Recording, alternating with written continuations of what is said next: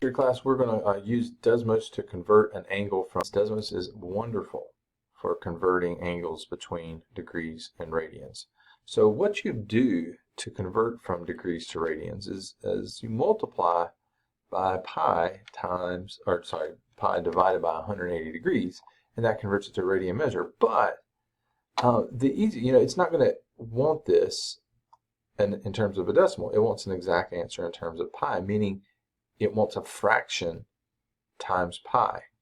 So the easiest way to do that here is to just multiply by 1 over 180 and then use Desmos's fraction tool, which is this square fraction bar square over here within this circle. You click that and it'll convert it back to a fraction. And then you just put the pi back into the numerator. So this would be fraction. I'll put 11. Down here's the pi button. Right, you could also just write pi for pi, and then in the denominator I'll put the 12. So there is a conversion from a degree to a radian measure. I'm going to click similar, so it'll give me another one.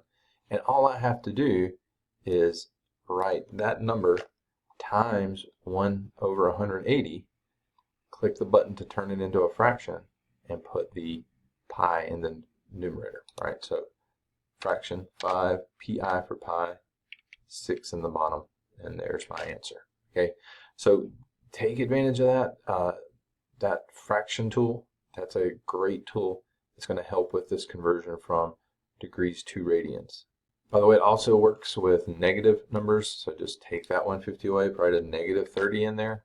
There's negative 1/6, so that would be a again, 1 in the numerator just means, let me put a negative up front. A 1 in the numerator just means the pi that you're going to put up there is negative. So negative pi. All right, so I already put the negative up there. And then a 6 on the bottom. All right, so you don't have to write 1 pi over 6. 1 times pi is pi. So just put the number, the angle measure that you're given in degrees, times 1 over 180. Click the fraction bar. Numerator gets pi.